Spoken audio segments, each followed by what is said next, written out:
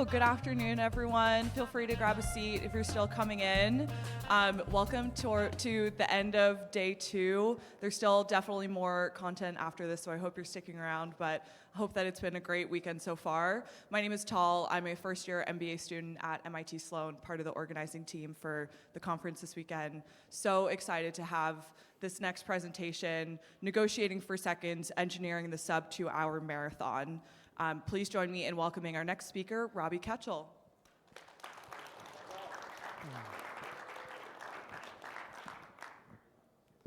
All right, thank you. Thank you so much for everybody for staying. I was driving down from New Hampshire this morning and the snow was really bad, so I thought everybody was gonna leave by the time that I got here for this, so really appreciate it. I will say, give a disclaimer before I start, that things may seem a bit scattered through this presentation because I put everything in chronological order, the way that it actually happened. We had a really short time span to solve for some pretty critical things for the INEOS 159 challenge. And so things were happening in parallel, and they were happening at rapid speed, and everything that you see here today is as they were happening together.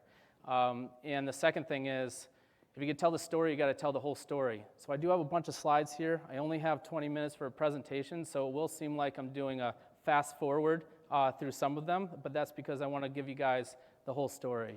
So with that said, let's get going. Just to give a little bit of background, September 28th, 2014, the Berlin Marathon in competition, Kipchoge had a world record of 2:02:57.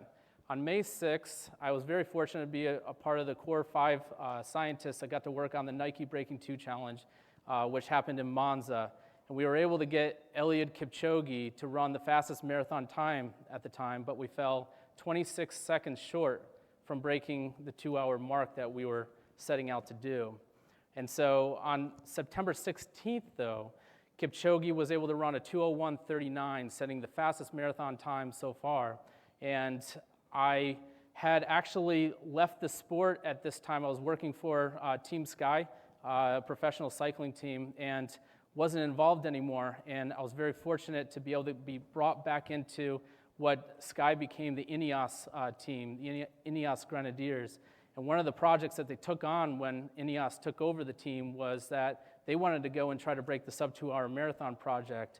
So I got a phone call from Dave Brailsford and said, hey, do you want to come back? And I said, well, okay, but we got to do it this time. And so to give a little bit of background of what that takes, it was going to be 4 minutes and 34 minutes per mile, which is essentially 250 kilometers per hour for those that like metrics. That's 13.1 miles per hour, 21.1 kilometers per hour.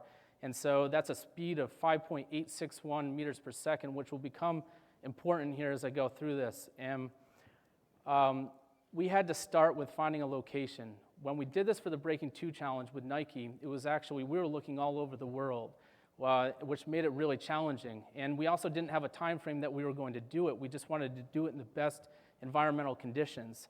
And so with this project with INEOS, we actually knew that Eliud only wanted to travel plus or minus 2 time zones.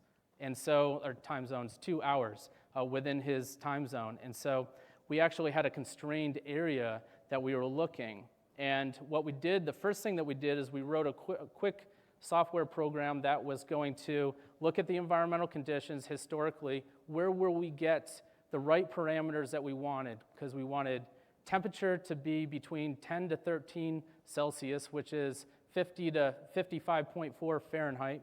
We wanted humidity to be below 80%. We wanted no rain, and we wanted no wind. We also wanted to be at sea level.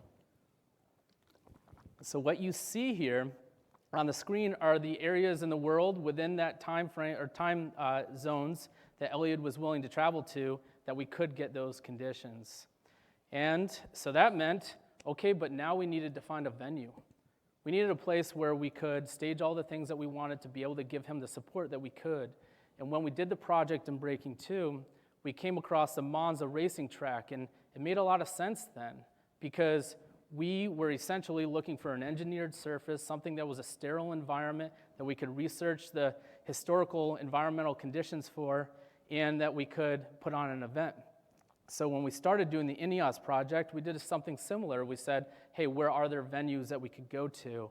And this became the best part of the project so far. As we said, we're going on a road trip. And so these are some of the great people that I got to work with, including Eliud's manager.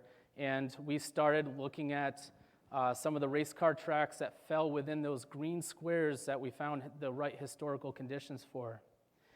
And with 128 days to go, we got very lucky. We were able to come in contact with the Vienna Marathon organization with this gentleman. His name was Gerhard Weir, who later became known as the sheriff, and mainly because he started driving a police car, but that's another story. And so he met us in a hotel lobby. We almost didn't make it there because we were in Berlin looking at the fastest known marathon course when the organizer said, hey, this is great, we'd really like you to be here to do this, but you need to go check out this course that's in Vienna. So it was because of him that we got on a plane that night that was almost canceled and landed here to see a presentation for us from the sheriff. But we said, okay, this course was actually on one of the most historical roads in Vienna. It's the old hunting grounds that had a long straightaway that's now a park. You can't drive cars down it. It's mainly people are out there riding bikes, running, rollerblading, skateboarding, etc. So we didn't have an engineered surface. So what we had to do is we had to come up with a way that we were going to measure it. So we got LiDAR systems to come in and to create a 3D mesh of this environment so that we can measure it within plus or minus 1 millimeter for all the elevation changes and the turns and the camber of the road, etc. Once we had that data, then we were to scope out to see if this was a viable solution.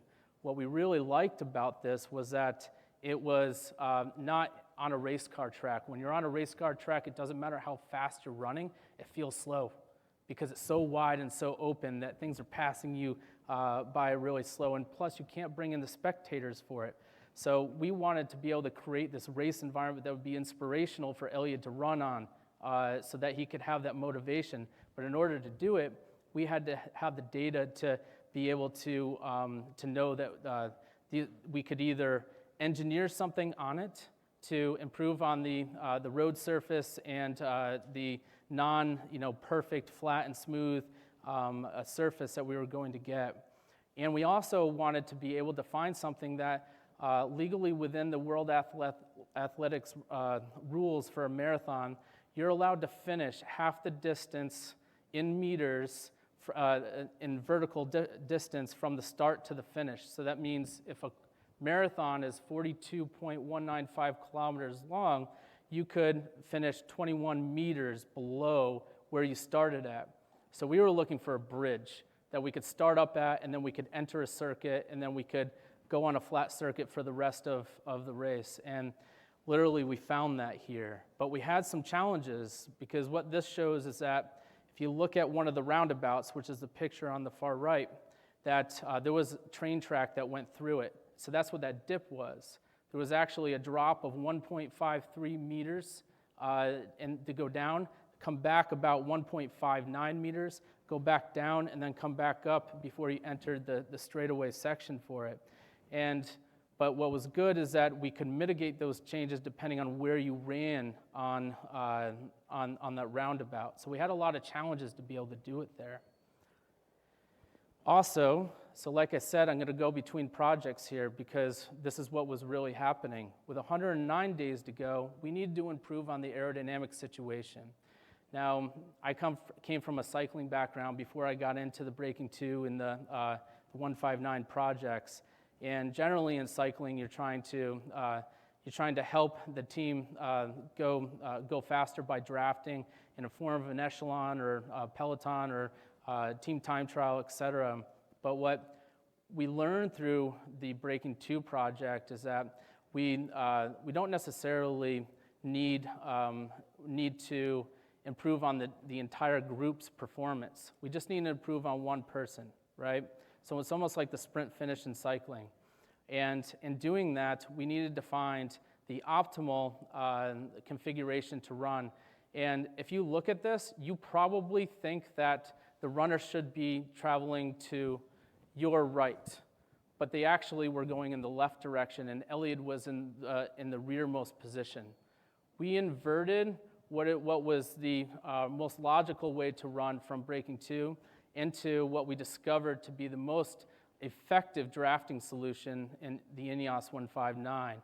And just to give you a little bit of information about this, what is happening here is that as the wind is hitting the outermost runners, you're creating an outwash around them. And that outwash, as it trickles down into the V, is getting bigger. And so the runner, which is at the end of that V, right in front of Eliud. Eliud is actually the second last runner there. And when the runner right in front of him is actually getting the most drag on him. So we had to find the right runners that could run in these circumstances because not all runners were created equally in terms of the drag that they had on them. So we went through all the different configurations that we could. We discovered this one to be the most efficient, but we also knew that in order to run in this configuration and get the effect of it, which, by the way, when you are running it in the perfect configuration and your Eliud was in the right position, he would have a negative drag. It actually created a lift for him. And that was shaped not just by the runners in front of him, but the 2 runners that were behind him. But we knew that that wasn't going to be realistic, right? You were going to have to actually go out in the world, or sorry, they're going to have to actually go out there and run in these positions. And so we tested everything from whether they had a loose inverted V, meaning that they weren't running in the right position, if they were going around a corner, what the curved wind effect would be for it, and we went through all of them. But we estimated that we reduced the drag by about 80% for Eliud by the time that he did 159. One of the unique things about this project was that I spent most of my time out on the course trying to measure the road surface, mark it out, where was the right place for Eliud to run on it, and what was the best way for him to go around the roundabouts, because one of them had a really tight turning radius, whereas the other one had a big one. We were trying to reduce the elevation change, which depended on what side of the road that he was on it. But one of the things that I learned in this project is that the way that a marathon is typically measured is by using something that's called a Jones counter. And a Jones counter kind of looks like a medieval device to today's standards because it's a mechanical device that is mounted on the front of a bicycle wheel.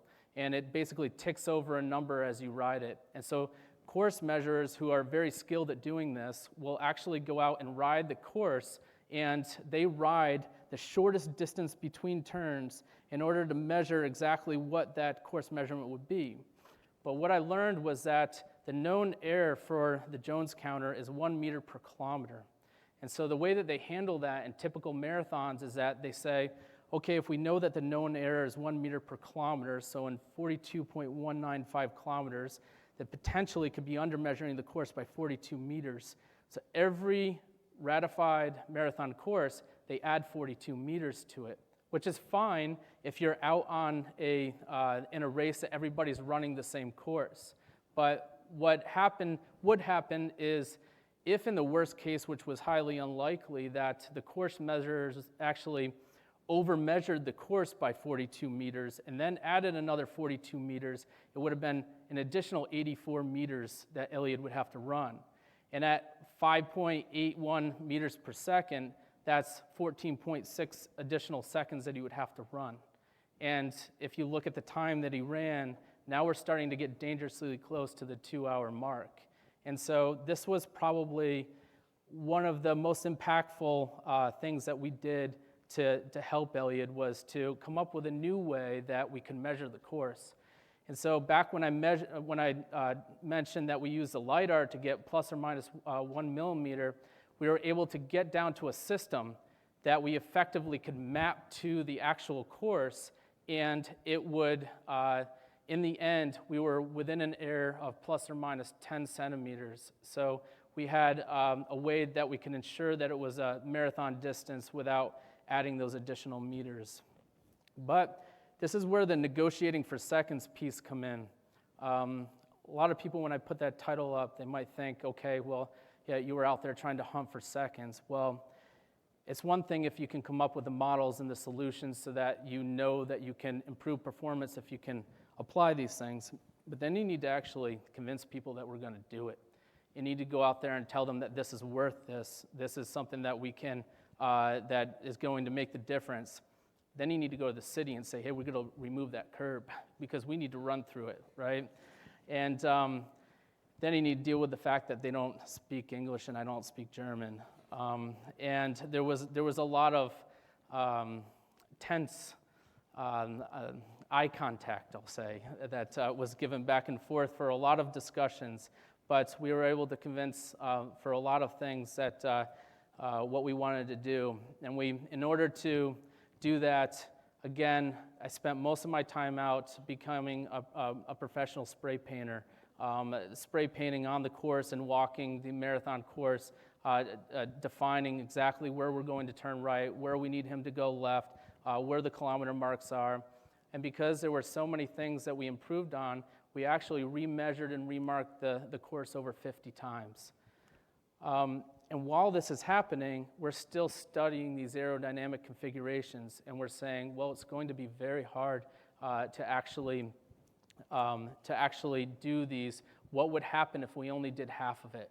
If we only put the runners on one side so that Eliud could have a clear view on the other side?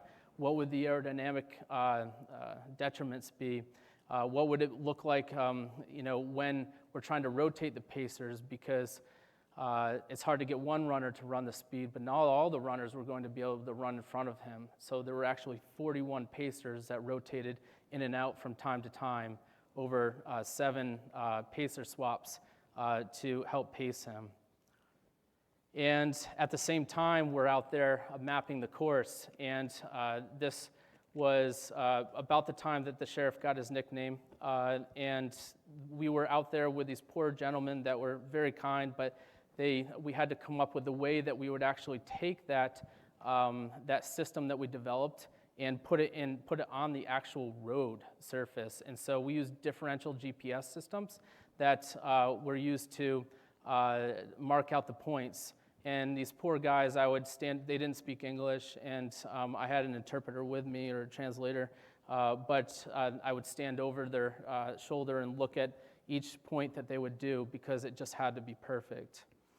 One of the other things that and the reasons that we chose this location is because it had tree coverage on either side of the course. What you don't have in like an engineered race car track is the ability to block the wind. And when you can remove the wind from being able to have to study all the other environmental conditions, now it makes it a lot easier to find just no precipitation, the temperature that you want, and the humidity that you want. But in order to ensure that we knew what forecasts actually meant that there would be zero wind, we mounted wind anemometers that measured the wind speed up above the tree line, and then we also had ones on tripods that we could determine which forecast mapped to zero wind on the course. So this is me spending most of my time out there, the second most part of my time out there measuring the wind. We wrote some computer programs that then would model what the forecasting conditions would be. And we confirmed in the wind tunnel with 51 days to go that this was the correct aerodynamic configuration. We used the data that we had to optimize going around the last roundabout. This is the Jones counter that we were trying to overcome, and actually got one myself and rode around. That's how I was able to kind of determine what was going to be the best way to confirm that our system was actually correct compared to the Jones counter. And then we remeasured, we remapped, we redrew, and we spent a lot of time doing it during the night, because there were, on the roundabouts, even though it was a park on the straightaway section called the Hoptali, the roundabouts had traffic. And with that, in the middle of the night, there was no traffic. So this brings to the last piece of the project. Well, 11 days ago, we had solved for all the problems that we said we were going to do, but there was one kind of pain point that we hadn't been able to address. And that was around this historical building, which is at one of the ends of the hop to lead the straight section in the course, this is called the left house. And the left house had too tight of a roundabout around it. And even when we tried to expand that by having Eliud run on the outside of the roundabout, there was a negative camber to it because it was designed so that water would, drain away from the building. And with 11 days to go, I had presented to the performance team and said, this is what we solved for, this is what we have. And they said, what more can we do? And I said, there's one last thing. They said, what is that? I said, we can put a banking around the old historic building here. I said, but I have concerns because if we mess it up, the whole course is done. And we only have 11 days to construct that, and we don't even have people to build it, let alone we didn't have a design yet. And so I said, I don't think we should do it. And they said, do it. And I said, oh, great. So we went to building, and I had come up with, did all the drawings, all the engineered drawings for what it would look like for this massive structure to be there, and had come up with a spec of how we were going to build it, but then we needed to have people that would actually do it. And so I said, hey, I want to fly to Vienna again. I was probably already there. I spent the whole 8 months there, pretty much. But I found through the sheriff, we found a team that could construct this, and they said, hey, we'll meet you out there on X day, which we're going to start the construction. I said, I want to come to your office and talk about the designs a little bit. And they said, no, we'll just meet you out there. So we met out there, and I made them walk through the entire roundabout with a yardstick and tell me what the height was going to be the whole way around. Because the road surface, I remind you, we had that LiDAR 3D mesh of, so I knew exactly how high it needed to be at each point. And they had different numbers than I had, so I had to have a translator go through and do this. But at the end of the day, they did a phenomenal job constructing this, and I pretty much slept there while they were constructing the whole thing because I was very nervous that it was going to be either perfect or ruined at the end of that construction. So with 8 days to go, we had the beautiful bank surface, which was a piece of art. It was incredible what they created. Then we created the line that he needed to ride on. We had a forecast model that we custom developed to make sure that we knew that Eliud was only coming in 3 to 4 days prior, so we had to determine when he was actually going to fly. So this is us making that call based on those that forecast model, whether we're going to get those conditions, because we did it on October 12th, but we had a 10-day window that we could have done it on that course. And it was ideal to do it on 12th for some political reasons, but we could have pushed it out if the conditions weren't ideal for it. But we had to make the decision whether he got on the plane, because he was not going to hang out in Vienna where he didn't have his proper nutrition and he didn't have his proper environment for an entire 10 to 12 days. We did the final things. This is the picture the night before. I was too nervous to leave the course alone, so I was out there by myself. And this is my son, who is my inspiration and for the whole project. And we were able to get Eliud across the line in 1:59:40.2.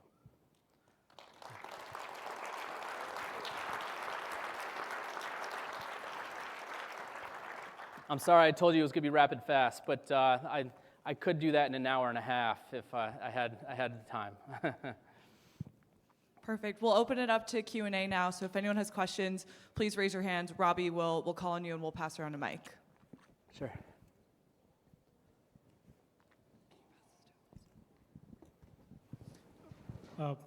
What's he targeting for Boston Marathon? I'm sorry?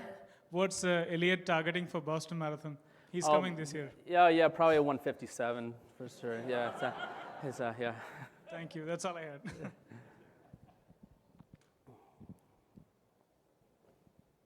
Oh, sure. Yeah. Forgot I was in control.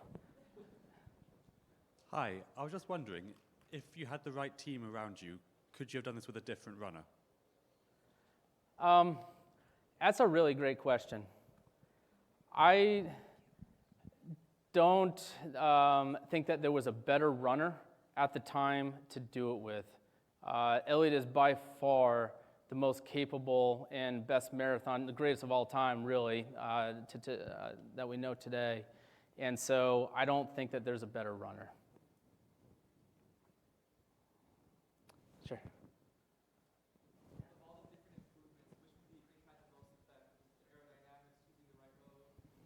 Yeah.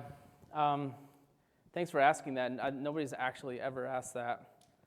I have a kind of difference in opinion to it because the aerodynamics had a huge benefit, but part of the story that I didn't tell is that we didn't get the starting time that we actually wanted because there was a desire to have crowds there. And the starting time that we picked for the optimal weather conditions was 5 a.m.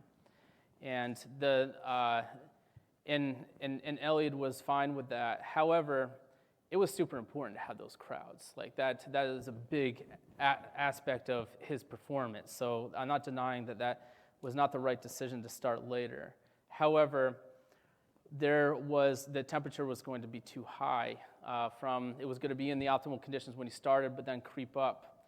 But then there was this whole thing about there was fog coming in, and the fog creates basically an insulated layer, and so we may have gotten a longer period with the temperature anyway. And so one of the things that we told Eliud to do is if he was getting too hot was to move out of the optimal position that he was running in so that he would get some wind on him. And so he did not use that aerodynamic formation to its full capacity, even on the day. But then there's the piece where what we did with the course to optimize how we measured the distance so that we didn't have to add the extra distance on top, that wasn't done in the previous attempt. And it's a concrete thing that you know what the additional 42 meters would have added in terms of time, and that would have gotten us so close to 2 hours that so I kind of feel like that piece to it was critical. Yeah, I don't know if that answers your question, but they all kind of have their extra stories to them. We're technically at time, but we can definitely go over if that's good with you. I can stay here all day. Awesome. So, yeah. Yes, please. Can you make any comments about what could translate to the average runner? Are you looking for some tips?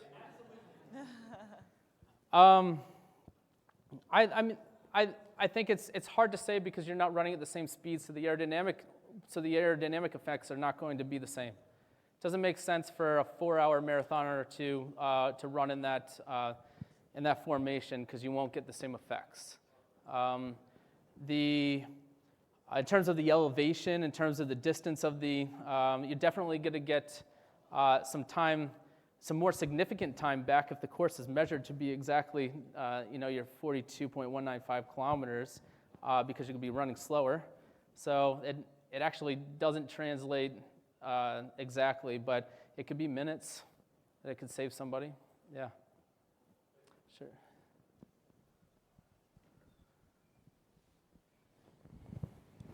So this presentation was awesome. Thank you for coming in. A lot of what you talked about was around the course itself, right, and course design and optimizing course design. One of the panelists last night, Olav Alexander Boo, talks a lot about nutrition, right? Is there then an even further step you can take this where, I don't even know if Eliud ate anything during this, but you could optimize nutrition leading up to this to then take even more seconds off? Yeah, great question. So Eliud has a new nutritionist who I know really well now is part of our core team that was on the sidelines. He had a booth that basically, so there were 3 rules that were broken that made this not an actual ratified performance, so it's not an official world record. First one was that it wasn't a race. The second one was that the pacers came in and out throughout the run. And the third one was that he got his nutrition from his manager that was on a bicycle that would bring him a new bottle each time. And that bottle, when he tossed it, was scooped up by somebody else and brought to his nutritionist that at the side of the road and measured how much he consumed, which was a special mix of nutrients for him. So all of that was part of it. It was not part of my contributions, which is why it's not in my presentation. Yeah. Sure. Since you measure these in a different way as before, and the previous, I think one of the races was 2:02. Mm-hmm. Do you think that if you would have measured that race this way, it would have been under 2? No, because Eliud's was at 2:01:39 on that same course. Yeah. Yeah. Sure. Hi, thank you. I was wondering, maybe I missed it. Did you practice the formation with Eliud to make sure that he could run the pace? Obviously, you didn't do the whole marathon practice, but that kind of thing. Yeah. We had a test event. I think it was August 30th, where we went through everything. A lot of things didn't go right. We had all the pacers come. Eliud did not come to this. I've actually only said a few words to Eliud. I think the joke with the whole performance team was that I was going to be the biggest impact on his career without ever speaking to him. But one of the kind of unique things to it was that he really trusted the science, right? He really believed in it. His manager was reporting back to him what we were doing, and even showed him the formation and said, hey, this is crazy, but this is what we're thinking. And Eliud said, well, if that's what the science says, that's what I'm doing. So he had that level of confidence that you don't get from my experience in cycling. Spent a lot of time sitting in front of the riders and explaining to them, the data that you have and why it's important. But back to your original question, in terms of practicing the formation, we practiced and we actually didn't know if we could pull off the transitions, where runners would have to run out from in front of him and other runners would have to come in front and get into the right configuration without him slowing down or anything like that. And and there were two runners behind him which were almost more dangerous because they could step on his feet, right? And it happened once during the actual event where a runner came in and just clipped his heel just barely, and you could see it, but luckily he stayed upright. But yes, we did practice, but not with Eliud. We'll take about 2 more questions, and then afterwards, I'm sure Robbie will still be available. For a small fee. Hi, McCoy. I know you're just trying to get him to go as fast as possible, but did he beat your expectations? Obviously, he beat it by 20 seconds of the goal. Did you guys have an expectation of what his time would be, and then where did he land? So I had convinced myself that if we were going to break it, it was going to be by a second. I thought that way the whole time, which is why I went after the distance measurements so much, right? Because that was additive to what the core things that we were trying to affect.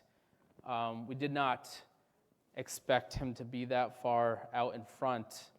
However, it was about kilometer 26 when, so I was in the performance center, which had all the TVs up, and my job was to make sure that, weather was still right, that we were doing checks off the weather stations we put, and then we had I could see where he was running. We tried to give him feedback to that. So we had radio communication to his manager, who then would be talking to him out there. And it was right around kilometer 26 that we had said something like maybe try running in the right formation, and said something about the roundabout. And Eliud, or Valentine, his manager, came on and said, guys, I don't think that Eliud was feeling as good as we thought he was going to today. And that was halfway through, right? And so we really didn't know what to expect. Yeah. Amazing. Last question. That's a lot. Sorry, I picked you. Yeah. So. That's okay. No, go for it. Yeah. So there's, thank you for the presentation, that's incredible. There are some known variables, things like shoes, that are known to give added boosts to runners, and the alpha flies, which are banned for marathons, are known to give 2 to 3% boost. So is that something you guys considered, in this race, given that it wasn't ratified? Yeah, so we put down new surface in certain areas, and part of the consideration was how would the shoes perform on that surface. We actually took a rectangular section out of it and sent it to Nike, or out of this pavement and sent it to Nike so that they could test the impact that the new shoes were going to have on that surface. So it was a consideration to make sure that what we were putting down for asphalt wasn't going to, not perform well with the equipment that he was using. I cut someone off over there, so let's do one go for more. it. Yeah. Hi, thank you. This is a really big milestone, and I know that you recognize that it's maybe not legal, but what are you focusing on now to make it more consistent and to be able to do this again in an actual race setting? Yeah, personally, I'm not focusing on anything. My job was done, so to speak. But I think it's achievable right now in an actual race setting. If there are ideal conditions, Berlin's a fast marathon. I think that if you could use some of the findings that we have and implement them, if they did the course measurement the way that we did, it's expensive to do it that way, so it's probably not realistic that they ever will.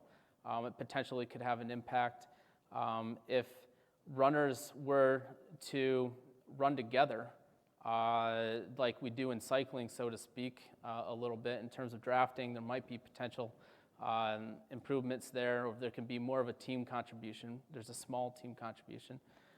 So I think that it's achievable, mostly with Eliud, because he's still the fastest marathon runner. Amazing. Please join me in giving Robbie a big welcome applause. Thank you.